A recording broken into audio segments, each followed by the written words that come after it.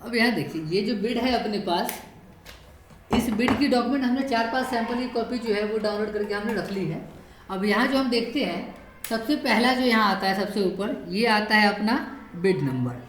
यहाँ bid number है, अगर आपसे ये कॉपी डिलीट भी हो जाती है तो हाँ आप दोबारा बिड नंबर डाल के आप सर्च कर सकते हो बिड को, ठीक है। तो ये बिड नंबर कहीं पे भी आपको नोट करके रख लेना है।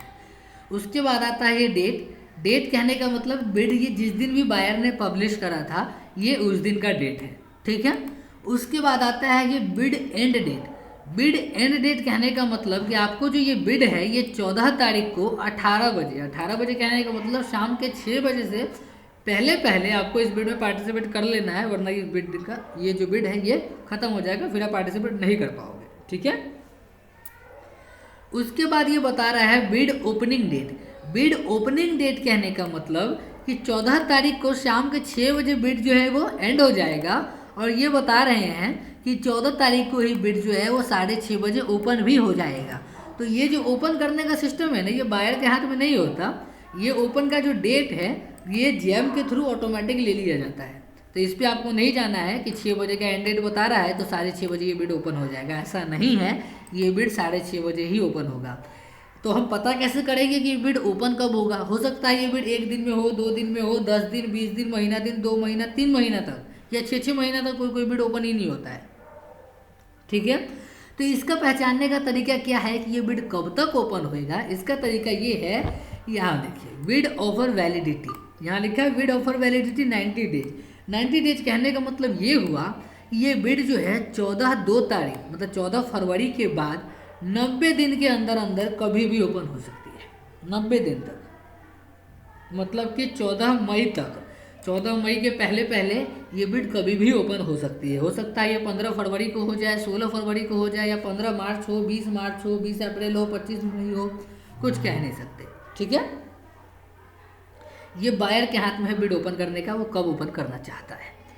अब आगे हम देखते हैं ministry and department name, organisation name and office name. इन 4 कॉलम में जो आते हैं आपकी मिनिस्ट्री का नाम आता है, डिपार्टमेंट का नाम, ऑर्गेनाइजेशन का नाम और लोकेशन भी आ जाता है। अब ये जो बिड है मिनिस्ट्री किसकी है? मिनिस्ट्री ऑफ एजुकेशन की बिड है। डिपार्टमेंट है department of higher education. Organisation का नाम है एजुकेशन सेक्रेटेरिएट। तो यहाँ से आपको पता लग जाएगा कि ये बिड है किस डिपार्टमेंट का, कहाँ का है।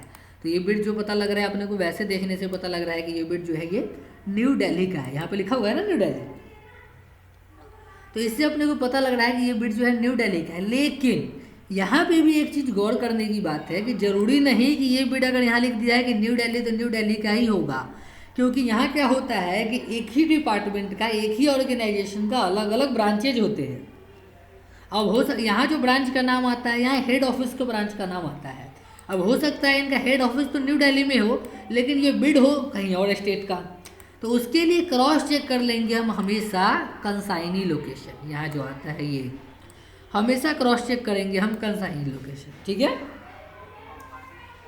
हाँ, कंसाइनी लोकेशन में हमेशा चेक करेंगे।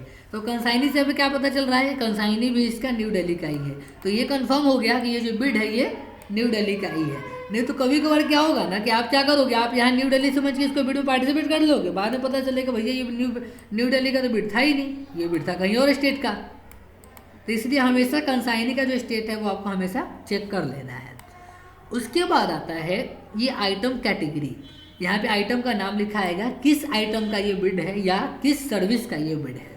तो यहाँ जो आइटम का नाम लिखा आ रहा है custom bid for services repair maintenance of furniture items. यहाँ साफ साफ लिख दिया गया है कि ये जो बिड है किसका बिड है? फर्नीचर आइटम रिपेयर का बिड है, ठीक है। और दूसरा अपने को इससे और क्या पता लग रहा है कि ये कस्टम बिड है तो सर्विस का बिड। अब हमने आपको पहले क्या बताया था, सर्विस का बिड 2 तरीके का होता है, एक होता है कस्टम बिड और एक होता है नॉर्मल सर्विस का बिड। तो ये सर्विस का ही बिड है, लेकिन सर्विस की इसकी कैटेगरी नहीं है, फर्नीचर रिपेयर की कैटेगरी नहीं है, इस वजह से क्या है ये कस्टम बिड में निकाला गया है इस बिड को, ठीक है। तो ये बिड जो है कस्टम बिड है। तो कस्टम का एक कैटलॉग अपने को क्रिएट करना होगा, वो 5 मिनट में क्रिएट हो जाता है। उसके बाद आपको इस बिड में पार्टिसिपेट कर सकते हो, ठीक है। अब आगे बढ़ते हैं हम। हाँ, कैटलॉग बनाना है ना। अब ये कैटलॉग कैसे बनाएंगे वो हम आगे बताएंगे आपको, जब हम बिड में पार्टिसिपेट करेंगे ना तब हम आपको आगे बताएंगे कि इसका कैटलॉग कैसे बनाएंगे, ठीक है। उसके बाद आता है अपना ये कॉन्ट्रैक्ट पीरियड। कॉन्ट्रैक्ट पीरियड है 1 साल का, मतलब ये जो मेंटेनेंस का कॉन्ट्रैक्ट है वो मिलेगा 1 साल के लिए किसी भी सीनियर को, ठीक है। उसके बाद ये कह रहे हैं minimum average annual turnover 10 lakh का चाहिए सेलर का। पास्ट एक्सपीरियंस मांग रहे हैं ये 3 साल का, कि बायर का जो टर्नओवर, सेलर का जो टर्नओवर हो वो 10 लाख होना चाहिए। पास्ट एक्सपीरियंस जो है वो 3 साल का उसके पास एक्सपीरियंस होना चाहिए। अब तो यहाँ आप देखोगे, आप तो डर जाओगे कि भैया मेरे पास तो ना टर्नओवर है ना एक्सपीरियंस है, मैं बिड में पार्टिसिपेट कैसे करूँगा।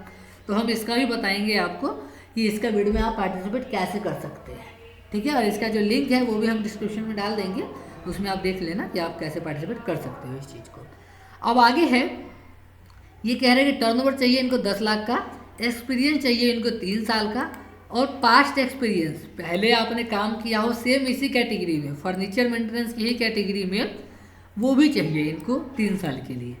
तो इन सब चीज़ों से हम छूट कैसे पाएंगे ये हमने पहले बता रखा है, अगर आपने वीडियो देखा होगा आपको भी पता होगा, वरना नहीं तो हम ये इसका लिंक जो है ना वो डिस्क्रिप्शन में डाल देंगे, आप वहाँ से देख लेना, ठीक है।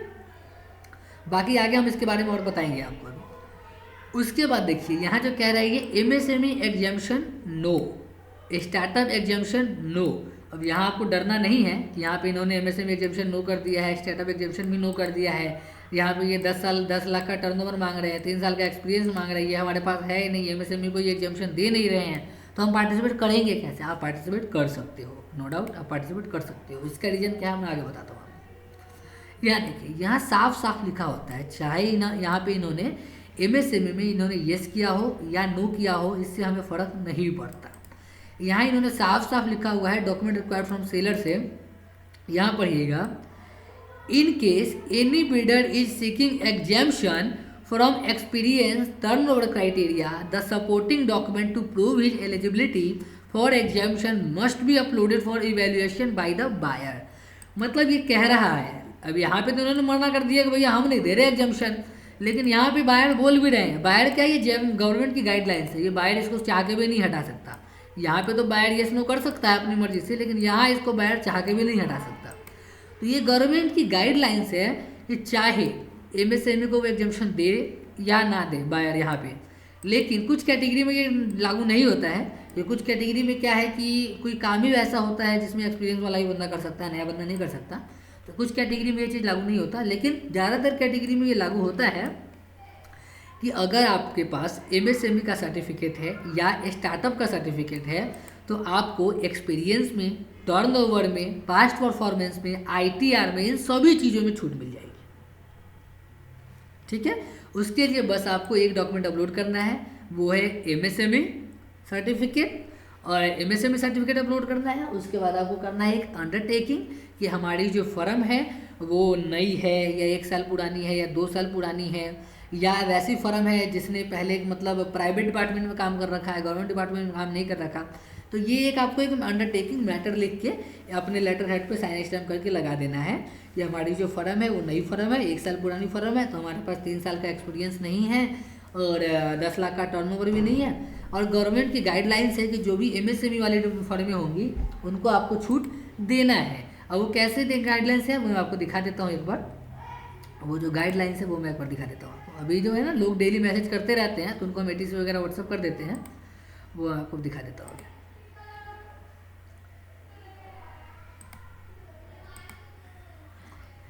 देखिए ये है गवर्नमेंट की गाइडलाइंस, ये तो अंडरटेकिंग जो लगाना है वो मैं आपको दिखा देता हूँ क्या अंडरटेकिंग लगेगी। उसके बाद ये है गवर्नमेंट की गाइडलाइंस, जो MSME की गाइडलाइंस है 5 पेज की। इसमें इन्होंने साफ साफ लिखा हुआ है कि कोई भी बिल्डर अगर एक्सपीरियंस में एग्जाम, देखिए relaxation of non startup medium enterprises, मतलब जो भी MSME में रजिस्टर्ड है उसको एक्सपीरियंस में टर्नओवर क्राइटेरिया में छूट दिया जाएगा। तो ये अंडरटेकिंग जो है आपको एक लगानी है, ये 5 पेज का ये डॉक्यूमेंट लगाना है, और साथ में MSME सर्टिफिकेट लगाना है। हाँ ये सारे डॉक्यूमेंट आपको अटैच करने हैं। एक ये 5 पेज का ये डॉक्यूमेंट, दूसरा MSME सर्टिफिकेट, और तीसरा अंडरटेकिंग। अंडरटेकिंग मैं आपको बता देता हूँ कौन सा वाला, ये वाला अंडरटेकिंग। यहाँ देखिए लिखा है ना, regarding exemption in years of experience and turnover criteria. यहाँ आप अपनी फर्म के स्टेटस के हिसाब से लेटर खुद से लिख सकते हो। ये लेटर हमने लिखा हुआ है कि हमारी जो फर्म है न्यूली रजिस्टर्ड है और MSME रजिस्टर्ड फर्म है, इसलिए अपने को एक्सपीरियंस एंड टर्नओवर में छूट दी जाए। अगर आपकी फ़र्म 2 साल 4 साल पुरानी है तो आप वहाँ लिख सकते हो कि मेरी जो फ़र्म है 2 साल पुरानी है, 4 साल पुरानी है, लेकिन हमने क्या है कि प्राइवेट डिपार्टमेंट में काम किया हुआ है, सरकारी डिपार्टमेंट में काम नहीं किया हुआ है, इसलिए हमारे पास सरकारी डिपार्टमेंट का एक्सपीरियंस नहीं है। तो हमारी जो बिड को है वो एक्सेप्ट किया जाए। क्यों? क्योंकि गवर्नमेंट की जो गाइडलाइंस है उसके हिसाब से जो भी MSME या स्टार्टअप रजिस्टर्ड फर्म्स हैं उनको आपको एक्सपीरियंस में एंड टर्नओवर में छूट देना है। तो आपको एक ये अंडरटेकिंग अपने लेटर हेड पे, एक ये 5 पेज का डॉक्यूमेंट और तीसरा MSME सर्टिफिकेट, ये तीनों चीज़ें एक सिंगल PDF में मर्ज करना है आपको, सिंगल PDF बनाना है उसका, और जहाँ पे भी आपसे एक्सपीरियंस मांगे, टर्नओवर मांगे, पास्ट परफॉर्मेंस मांगे, वहाँ पे अपलोड कर देना है।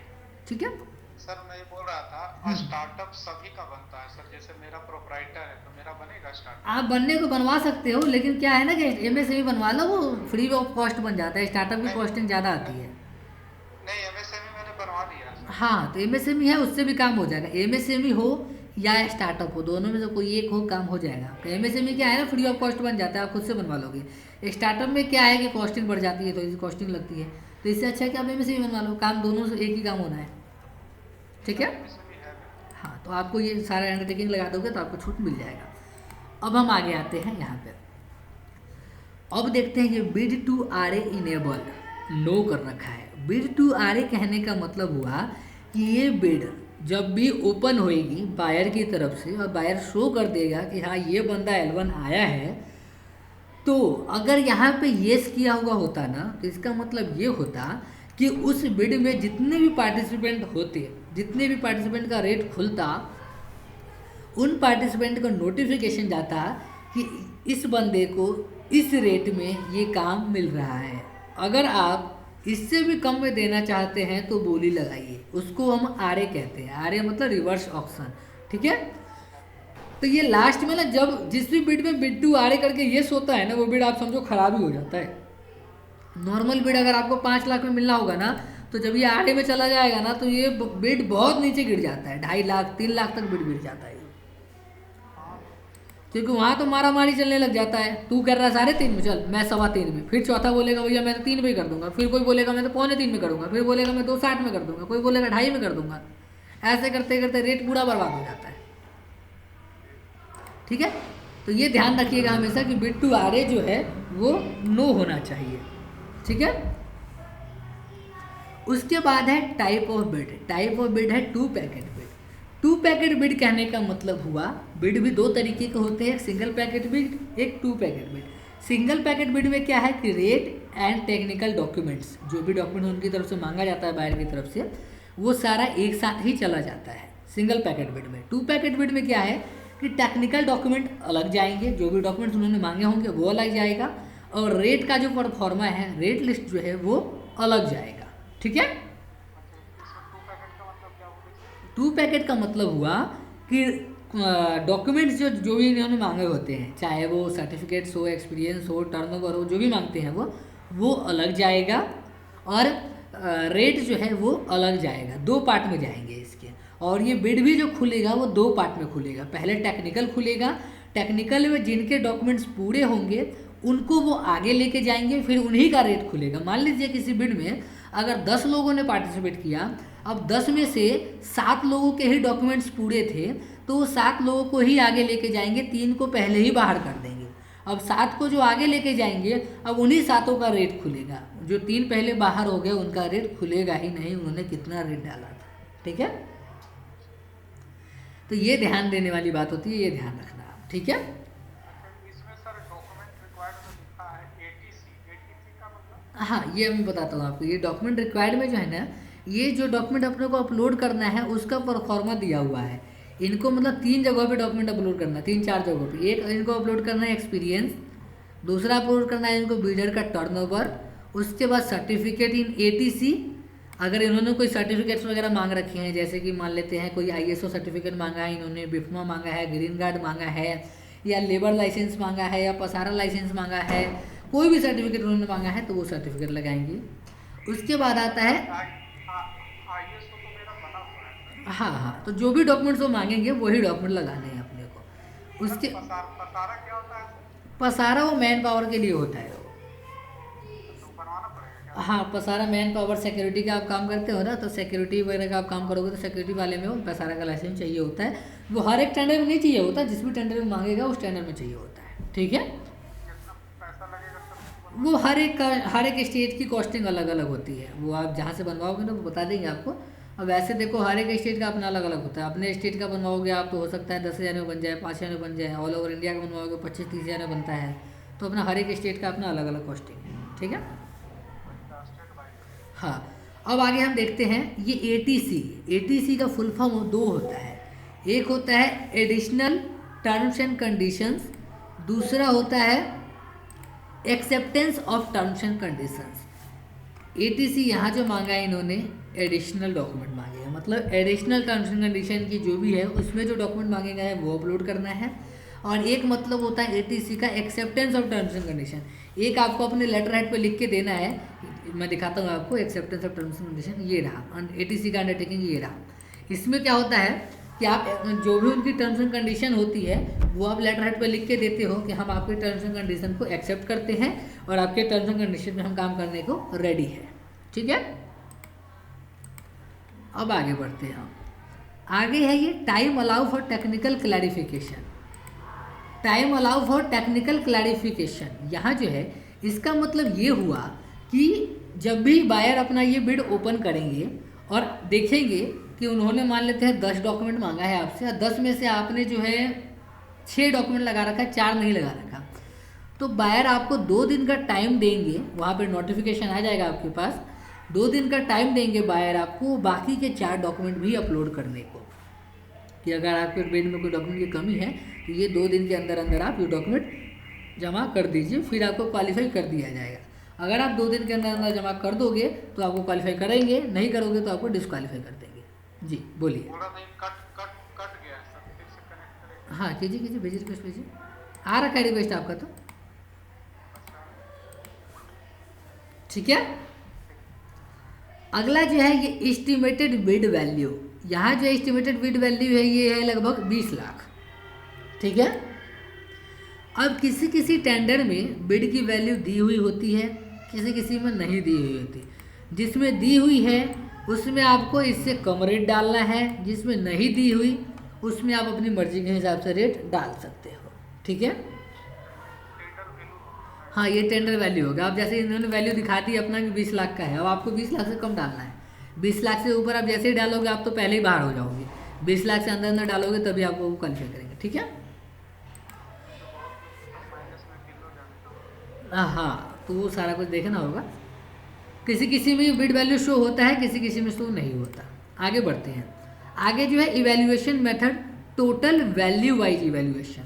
अब इवैल्यूएशन मेथड क्या होता है? इवैल्यूएशन मतलब मेथड कहने का मतलब कि जब भी बायर इस बिड को ओपन करेंगे तो उनके पास ना ये 4 ऑप्शन होते हैं इवैल्यूएशन करने के। इवैल्यूएशन मतलब बिड अवॉर्ड करने के। तो यहाँ उन्होंने चुन रखा है total value wise evaluation. Total value wise evaluation कहने का मतलब हुआ कि मान लीजिए किसी भी बिड में अगर 5 आइटम हैं, 5 अलग अलग कैटेगरीज के, तो टोटल जिसका भी सबसे कम होगा वो काम, सारा काम उसी को मिल जाएगा। चाहे मान लीजिए ऐसा होता है, मान लीजिए कि 5 आइटम है, किसी के पास एक चेयर है, एक टेबल है, एक कुर्सी है, चेयर टेबल है, सोफ़ा है, अलमीरा है, ये 4 आइटम है। अब इन 4 आइटम मान लीजिए कि आपको चारों आइटम का जो टोटल आपने रेट डाला वो सबसे कम आपने डाला, तो ये आपको काम मिल जाएगा। ठीक है, ये टोटल वैल्यू वाइज में। अगर यही आइटम वाइज होता तो आइटम वाइज में क्या होता है कि अगर चेयर में आपका रेट कम है तो चेयर का काम आपको मिलेगा, अलमीरा में आपका रेट कम है तो आपका काम, आपको अलमीरा का काम मिलेगा, सोफ़ा में किसी और का रेट कम है तो सोफ़ा का काम उसको मिल जाएगा, टेबल में किसी और का रेट कम है तो टेबल का काम किसी और को मिल जाएगा। इस तरीके से होता है आइटम वाइज में। ठीक है, 2 तरीके और होते हैं, ग्रुप वाइज और group item wise. Group wise में क्या होता है कि मान लीजिए ये बिड हो रखा है, एक स्टेशनरी का है, इसी में एक स्टेशनरी का बिड है और एक फर्नीचर का बिड है। तो जो भी स्टेशनरी की आइटम्स का जिसका टोटल सबसे कम आएगा वो उसको मिल जाएगा, स्टेशनरी वाला काम उसको मिल गया, और फर्नीचर के आइटम में जिसका टोटल कम आएगा वो उसको मिल जाएगा। मतलब ये बिट दो पार्ट में हो जाएगा, एक स्टेशनरी का काम किसी और को मिल गया, फर्नीचर का काम किसी और को मिल गया। ठीक है।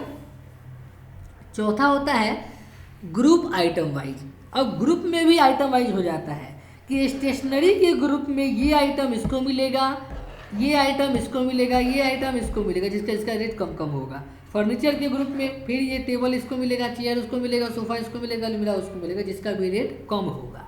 ठीक है।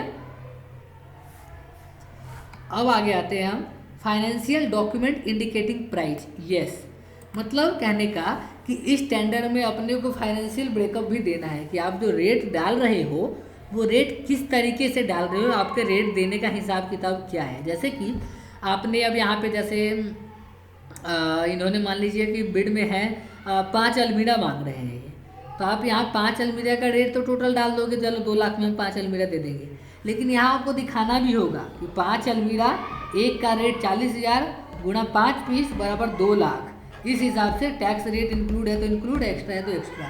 लेकिन जैम पे जो रेट जाता है वो हमेशा इंक्लूड जाता है, एक्स्ट्रा नहीं जाता, ये हमेशा ध्यान रखिएगा। ये फॉर्मेट इनका होता है,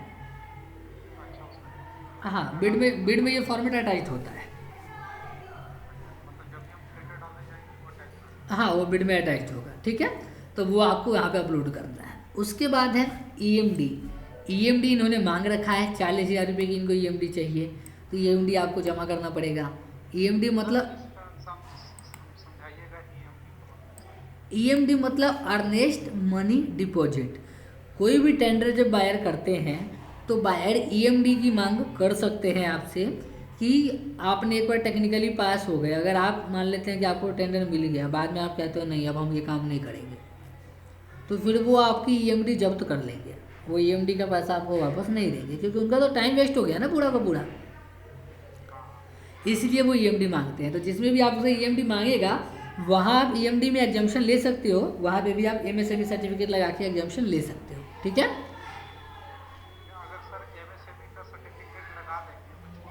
हाँ, फिर एमएसएमई लगा दोगे तो आपको ईएमडी में भी एग्जाम्पशन मिल जाएगा, ईएमडी भी आपको डरने की जरूरत नहीं है। ठीक है। ठीक है, क्या कह रहे हैं? हाँ, तो ईएमडी का फंडा समझ में। हाँ हाँ, नहीं लगेगा, ये ईएमडी नहीं लगेगा। और ये ईएमडी होता है क्या है, मैं आपको बता दूं, ईएमडी का मतलब क्या हुआ ना कि जब भी आप इस टेंडर में पार्टिसिपेट करोगे तो आपको एक डिमांड ड्राफ्ट डीडी या एफडी बना के स्कैन करके यहाँ पे टेंडर में अपलोड कर देना है आपको। और जब अगर आपको वो टेंडर मिल गया तो वो ईएमडी जमा ही रहेगा। अगर ये टेंडर आपको नहीं मिलता है तो फिर क्या होगा, ये ईएमडी आपको वापस मिल जाएगा फिर। हाँ, ठीक है, मिल गया तो जमा ही रहेगा, नहीं मिला तो वापस आ जाएगा। मिल गया तो जमा रहेगा जब तक आप उनका काम कंप्लीट नहीं करते, जब तक आपकी पेमेंट नहीं हो जाती। जब आप उनका काम कंप्लीट कर देंगे, पेमेंट आपकी आ जाएगी, तब आप एक लेटर लिख के देंगे, फिर आपको वो ईएमडी भी वापस कर देंगे। ठीक है, मतलब ये दोनों कंडीशन में ईएमडी वापस मिलेगी, चाहे टेंडर मिले या ना मिले। ठीक है। उसके बाद आता है ये ईपीबीजी। ईपीबीजी कहने का मतलब हुआ इलेक्ट्रॉनिक परफॉर्मेंस बैंक गारंटी। मतलब कहने का कि जब आपको ये ईपीबीजी कब देना होता है, जब आपको काम मिल जाता है। ईएमडी काम मिलने से पहले जब टेंडर में पार्टिसिपेट करते हैं तब देना होता है, और ईपीबीजी जब टेंडर मिल जाता है तब देना होता है। ठीक है, performance bank guarantee, bank guarantee ये भी आपको बैंक से ही बनवाना होता है। ये दोनों चीज़ें बैंक से ही बनती है, दोनों डीडी या एफडी के रूप में आप जमा करा सकते हो। 5% टोटल वैल्यू, जैसे यहाँ है ना, ये जितने का भी आपको काम मिलेगा ईपीबीजी है, जितने का भी आपने कोटेशन डाला है, अगर आपने 18 लाख कोटेशन डाला तो 18 लाख का 5%। हाँ, डीडी या एफडी जो भी उस डिपार्टमेंट में स्वीकार किया जाता है। ठीक है, अब आगे देखते हैं। यहाँ देखिए, यहाँ पे इन्होंने लिख दिया है ना, दोबारा से देखिए, ईएमडी एग्जाम्पशन, कि अगर कोई बिडर ईएमडी में एग्जाम्पशन चाहता है तो वैलिड डॉक्यूमेंट अपलोड कर सकता है। वैलिड डॉक्यूमेंट क्या है? एमएसएमई सर्टिफिकेट लिखा है। तो एमएसएमई सर्टिफिकेट से आप ईएमडी में भी एग्जामिनेशन ले सकते हो, ठीक है। अब आगे आते हैं हम ईपीबीजी। अब ईपीबीजी बनेगा electronic performance bank guarantee, tender मिलने के बाद वो बनेगा इनके नाम से, ये डिटेल यहाँ पे दिया हुआ है, ठीक है। अब उसके बाद देखते हैं ये स्प्लिटिंग। ऑनलाइन कर सकते हो आप, एनईएफटी आरटीजीएस आप करवा सकते हो उनके अकाउंट में।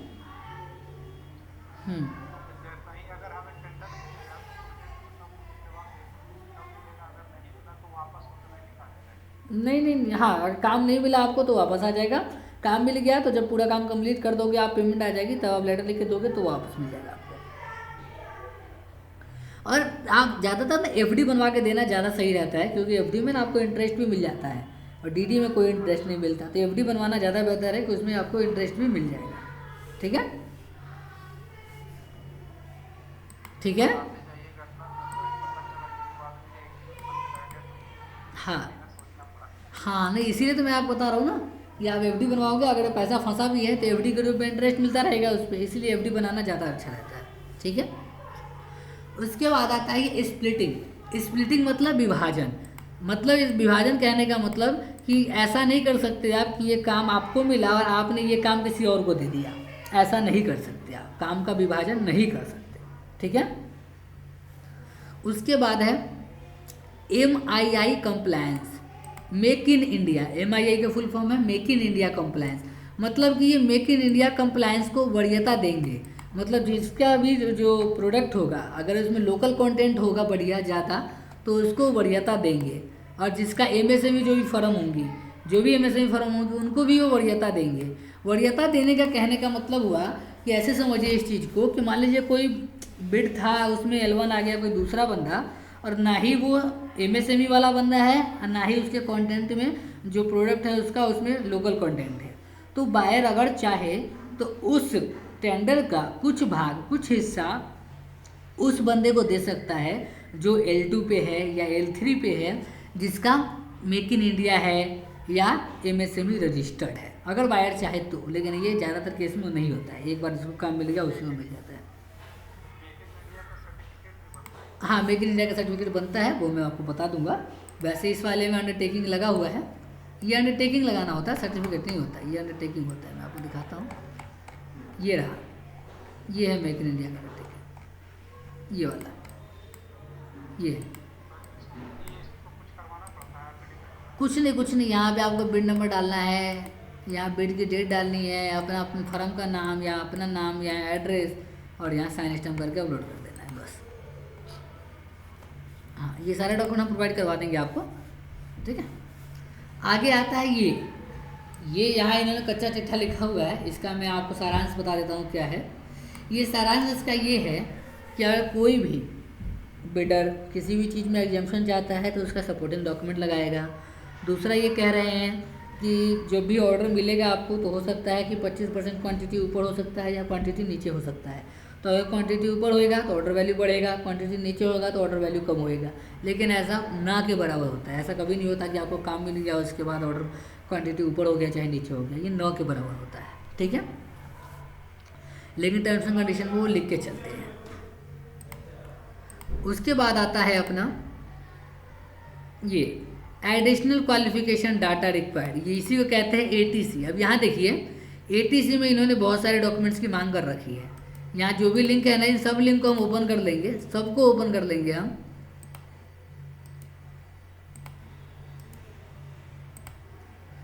जितने भी लिंक है ना, इन सब लिंक को अपने को ओपन कर लेना है और ओपन करके सबको पढ़ लेना है एक बार कि क्या इसमें बोला जा रहा है, ठीक है।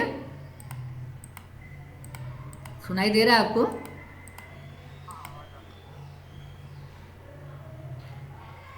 ठीक है, अभी ये डाउनलोड हो रहा है, अभी देख लेते हैं। उसके बाद आता है ये डिटेल, ये स्पेसिफिकेशन वगैरह है कि ये देखिए यहाँ पे कंप्लायंस सर्विस SOW ETC, ये सब क्या है ना कि जब आप कैटलॉग बनाओगे ना, कस्टम बिड का कस्टम कैटलॉग, तो ये चीज़ आपको देना है। तो जब भी हम कस्टम कैटलॉग बनाएंगे तब आपको बता देंगे क्या चीज़ होता है। सर मैं बोल रहा था कि हाँ। रिपेयर मेंटेनेंस का जो टेंडर निकलता है, तो ये इसमें तो वो जैसे इलेक्ट्रॉनिक सामान है, लैपटॉप बनाना है, हम्म। या कुछ भी बनाना है, तो उसमें तो हम भर नहीं सकते हैं, उसका जो इंजीनियर है वो हम प्रोवाइड करेंगे। हाँ हाँ, वो इंजीनियर आपको प्रोवाइड करवाना है। अच्छा, तो ये सब भी तो भर सकते हैं ना सर? हाँ हाँ, भर सकते हैं, कोई दिक्कत थोड़ी है। ठीक है। अच्छा सर, 5 गो टेंडर आपसे डलवाएंगे सर। ठीक है, पहले आप ट्रेनिंग ले लीजिए, उसके बाद देखेंगे। ठीक है। हाँ सर, इसमें हाँ, वैसे पता चला गलत डाल दिए तो दिक्कत हाँ हो जाएगा, ऐसे एक्सपीरियंस भी हो जाएगा। हाँ, कोई नहीं। उसके बाद है, देखिए, उसके बाद है अपना यहाँ पे कंसाइनी का नाम आ जाता है। कंसाइनी का नाम हमेशा मैच कर लेंगे। तो कंसाइनी हमने मैच कर लिया था पहले ही, ये शास्त्री भवन न्यू दिल्ली का टेंडर है। अब यहाँ देखो, यहाँ आप दो चीज़ें कर सकती हो। आपको यहाँ लोकेशन पता लग गया कि कहाँ का है। ठीक है, आपको यहाँ पे लोकेशन पता लग गया कि कहाँ का है।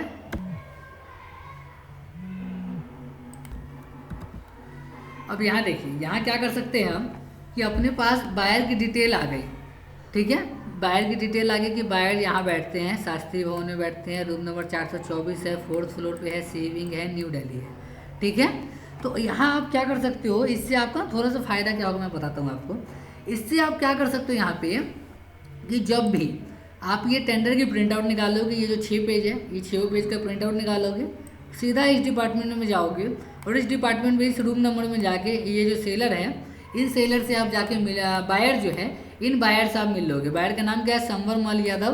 तो इनसे आप जाके मिल लोगे, तो मिल के ना आप इनसे बातचीत कर सकते हो कि सर इस टेंडर में ना हम पार्टिसिपेट कर रहे हैं, थोड़ा सा वो कीजिएगा, रेफरेंस दीजिएगा कि हम क्वालिफाई हो सके।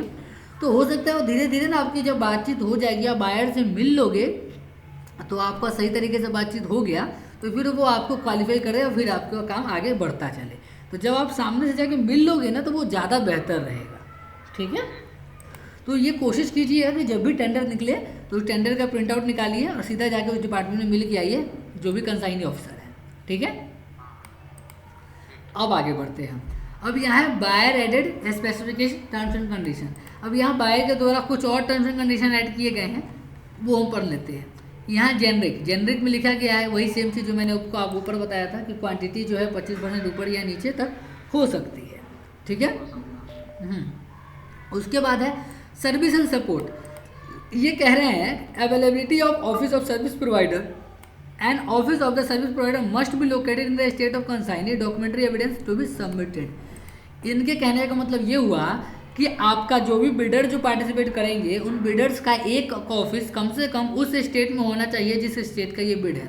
मतलब कि न्यू दिल्ली का बिड है ये, तो न्यू दिल्ली में उस बिडर का एक ऑफिस होना ही चाहिए, तभी जाकर वो उसको क्वालिफाई करेंगे। ठीक है, तो ये इसमें कह रहे हैं documentary evidence to be submitted. यहाँ पे डॉक्यूमेंट्री एविडेंस इनको सपोर्ट देना है आपको।